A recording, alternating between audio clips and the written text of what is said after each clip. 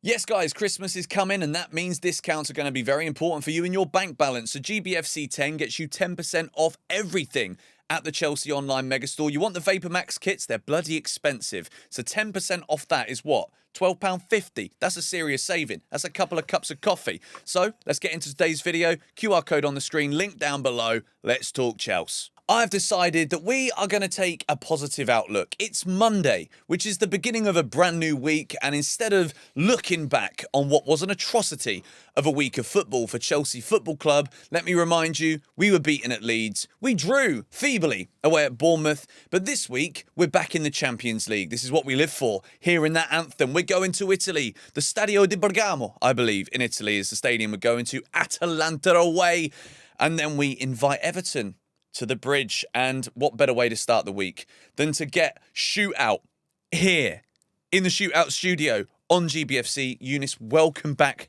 to the channel as always, my friend. It's always an honour to have you on here. And yeah, we've been recording Shootout content this morning. Link to that in the description down below.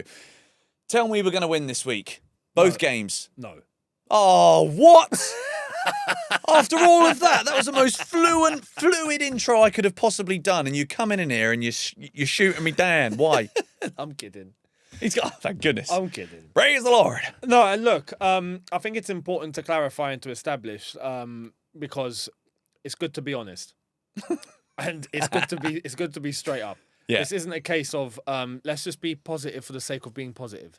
It's about finding solution. That's what we're here to do. Right, and it's about finding, okay, what is genuinely going on here? Because over the last 24 hours or so, since that game against Bournemouth, we've kind of looked and gone, hang on, all right, is there something that we can actually sort out even tactically here? Is there something that we can look up Maresca and go, mate, you got to change this or this, perhaps? And we've come to a conclusion that there is. But going into this Atalanta game, surely this is where we actually show a decent level. I've told you already, like, I'm a little bit more concerned about the Everton game than I am Atalanta. So I'm looking at this Atalanta game as a good way to bounce back. And also Caicedo being back too should be able to help us. Honestly, what a relief. Surely we get 3 points here. What a relief. Well, let's just quickly start off this video by going through what we know, okay? Yeah. Liam Delap is out for 2 months. So when it comes to Enzo Maresca, we're not going to do impressions today. We'll save that for the weekend. Which, by the way, was phenomenal. Thank you. And the reception from all of you loved it. It's going bigger on TikTok now too, which is good. Yeah. So keep an eye out for some more skits to come soon.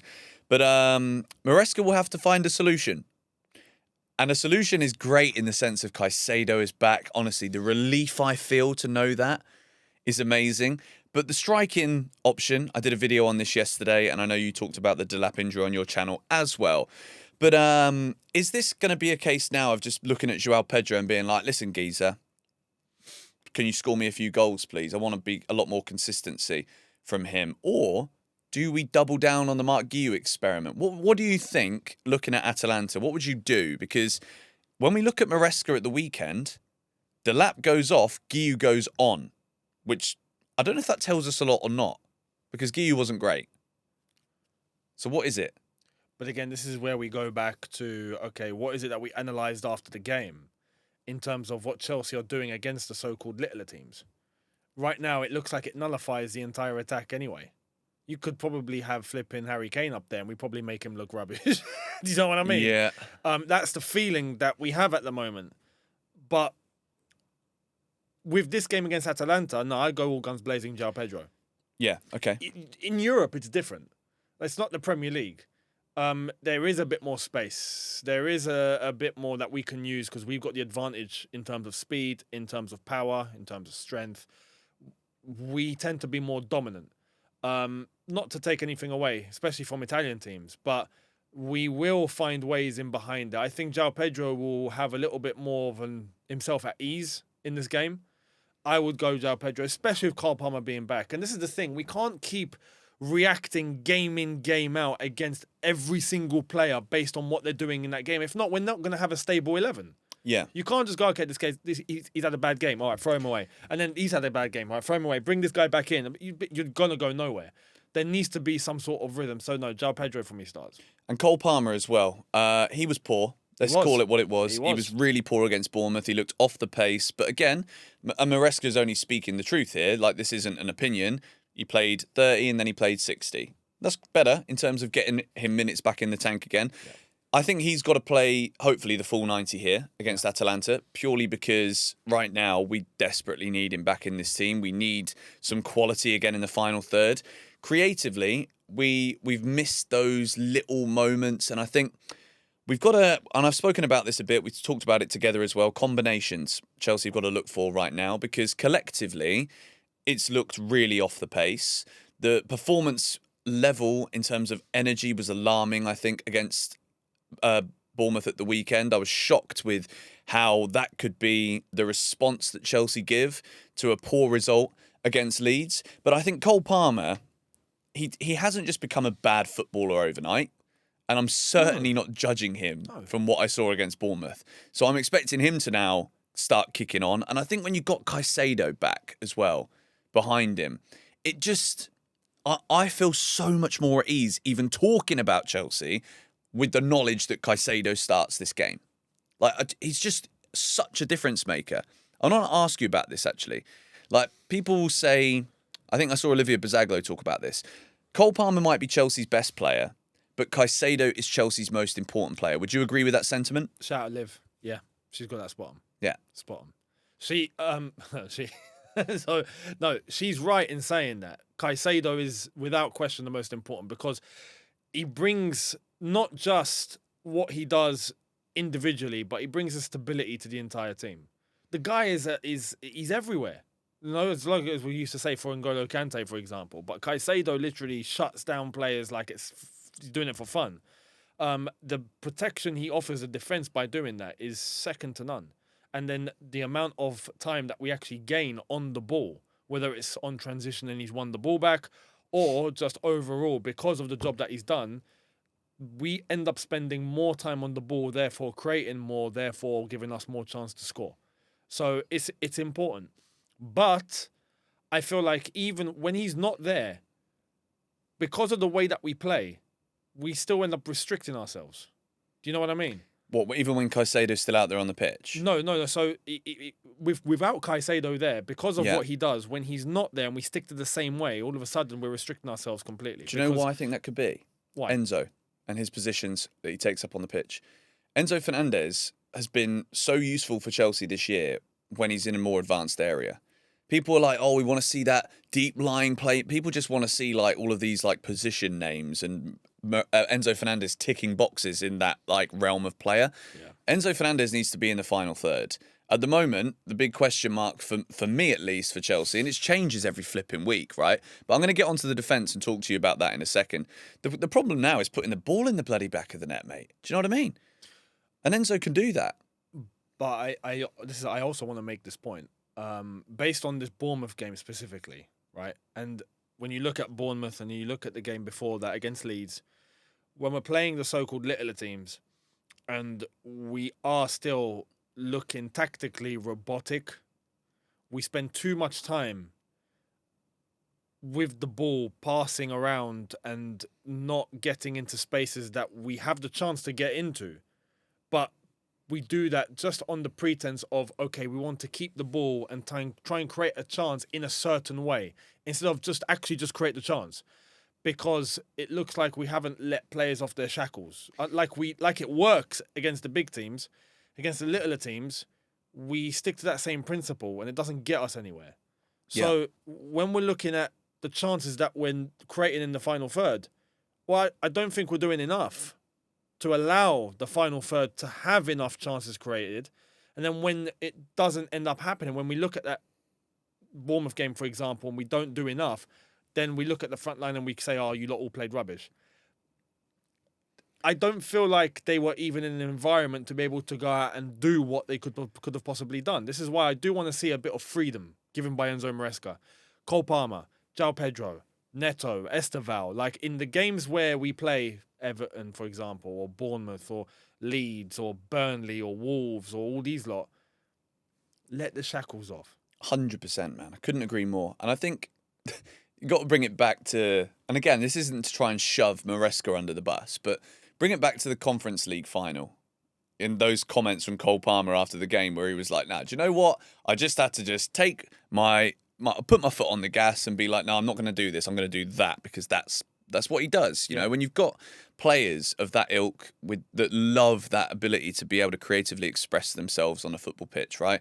It's not like Chelsea don't have quality in the final third. That isn't what anyone's saying, I don't think. I think strikers-wise, in particular, there's a problem there putting the ball in the back of the 100%. net.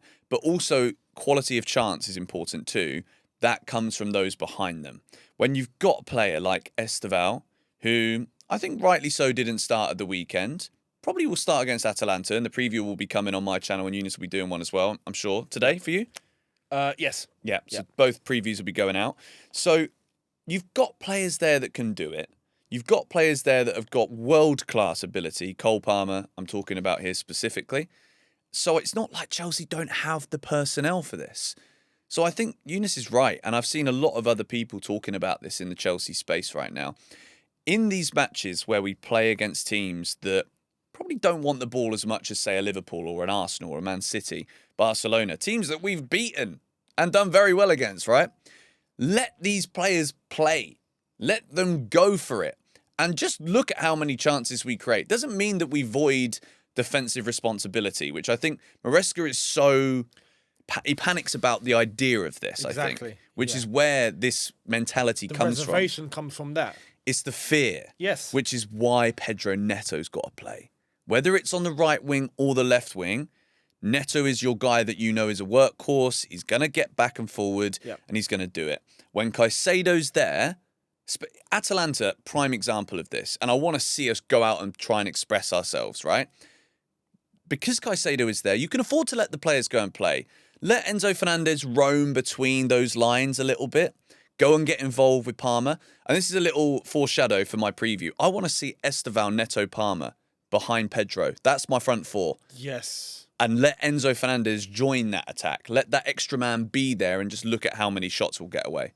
If we actually let the shackles come off, take our foot, put it on the gas and go. But here's the thing. It's like, okay, let's take an example of Man City, Sunderland, right? And you could just see, you see how Doku's moving, how Foden's moving, how Shirky's moving. Which is very much not quite Pep football. It's but not, is it? He's figured out he's got to let that happen to let this team evolve. But there's an element of freedom given to those players. It's like, okay, you got the ball in that certain space. Okay, I'm going to allow you to take your initiative. Whereas with us, it feels like there's opportunities when we see the ball moving and we're heading into the final third. There are lanes and there are spaces that we can either run into or pass into or feed into. We don't for the sake of the system. Yeah. And that can hold you back. And the system is the system, but that can hold... In that situation, you need to allow the talent of the individual to flourish. Yeah. And we've got talented players in that situation that can...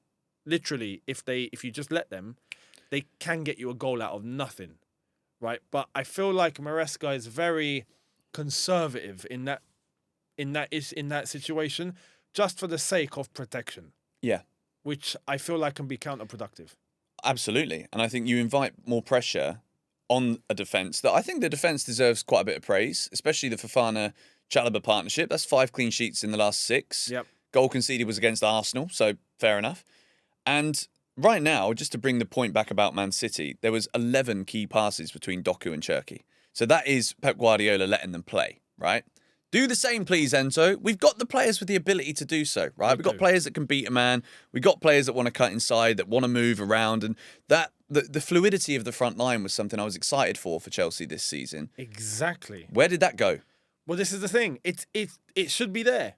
When you look at Esteval, Neto, Palmer, João Pedro, even you know, stick Garnacho in there. Let the shackles off. Yeah. You know, and there should be enough protection there with Caicedo, with Enzo, and the back line with a centre-back pairing that is starting to figure something out. Reece James, Cucurella. There should be enough there to protect. But sometimes you got to, like Pele said, attack can be your best form of defence. Right? Totally agree. In this situation, if you're allowing these guys off, and as long as they're fulfilling the defensive duties, I'm not saying don't, but when they are moving forward, let them have a little bit of freedom, and you never know what can happen. Absolutely. And I also think I want to bring it back to, it feels like a long time ago, an eternity ago now, actually, that we were sat here with like this buzzing energy about Chelsea. It was literally a week ago. just to reiterate, Yeah. right? When you've got these great players like Esteval on the ball, Chelsea fans get really excited about this. And it's crazy how the energy has shifted amongst the fan base in the space of a week. But it isn't, and again, I'm so sick of having to defend this, but I will say it again, not just for me, but for all of the content creators out there. The word flip-flop in a football sense is the most cheap, pathetic way of explaining someone's position as a fan I've ever heard and seen. Because this is literally the history of football. You win, you're excited, you lose, and you're dejected. That is what being a fan and caring about the outcome of a result is, right? So for Chelsea fans right now, right, we need to see something on the pitch to maintain and sustain that excitement level. The problem that we saw last week was that we took a great position of excitement and we killed it by our own selves. As usual. As per usual, right? But this is also why the fan base are tense at the moment, because we've just hit December. And we've done it again. The PTSD's kicking in, despite the team looking different compared to last season. Yes. Last season it was all Cole Palmer FC. We're not Cole Palmer FC this time. Like, there should be more to allow us to go and get. But now we're having a different conversation. Yeah. In terms of what do Chelsea have to do. Back then, there was nothing. Back then, last December, at this point, what can Chelsea do? God knows, mate. We're going to have to pray. Yeah. Like, is Cole Palmer all right? Is he playing well? All right, we might be all right. Is he not playing well? All right, we're stuffed. Like, that's it. There was nothing else we could do. Now, though, there's much more available to the team for us to go and actually do something. But the PTSD is kicked in for many people, and we're trying to keep as much of a rational mind to look at the situation for what it actually is and to go, okay, look, what can we actually use with what we've got right now in order to get the results that we need? Yeah. And there's more on the table than there was last season, without a doubt. But a lot of the fan base are obviously PTSD'd and they're looking and going, oh my God, I'm panicking, it's happening again. I truly believe it doesn't have to go down that route. I agree. It doesn't have to. Not to say it won't, No. but it doesn't have to. They're so right. And look, we could be sat here in a week from now, which we will be, probably, in these very chairs a week from now. And Atalanta away, which is obviously not easy, but Chelsea can go there and win, for sure. Yeah. Caicedo in the team. Everton, I want to kind of look forward beyond Atalanta a little bit and look at Everton now, because that's now 5th against 6th. Blimey, what has happened to us? We could be 3 points behind Arsenal right now, just to remind everybody. All right, but we ain't. We're currently 1 point ahead of Everton, who have won 4 of their last 5 league games, okay? Can Chelsea be in a position where this whole, December's not over. We're not even 10 days into it, right? So everybody's like, oh, it's December. I'm the same. I'm like, I'm going to bed next December. I will actually go to bed on the 1st of December next year. At least until, you can whisper in my ear, we didn't lose. And I might wake up again, right? Everton, if we don't win that at Stamford Bridge, it's real, isn't it? December problems. This is also the thing, 100%. But this is also the thing. Come on. Like, let's be serious here, man. Chelsea versus Everton at Stamford Bridge should be 3 points written on it. 100%. I don't care what form they're in. Come on. Yeah. Like, if I'm there with the Chelsea team and I'm there, I'm like, guys, what are we doing? And this is also, we have to, this is where we want to try and be proactive with the solution. I feel like everyone, even us, we can be guilty of this. Fans, Maresca specifically is the number one guy in all of this. But even the players, it all rubs off on everybody. Maresca onto the players, and then on top of that, us, December, all of this, is overthinking. Why are we overthinking Everton at home? Do you know what I mean? Like, let's take a step out the box at the moment. I'm going to go, hang on, let's just analyze the situation. What the hell are we doing? Let's wake up. This is Chelsea Everton at Stamford Bridge, right? Yes, good team, but I'm sorry, we're the better team. Let's go in with that mindset. And this is where Maresca needs to not be as worried as I think he is.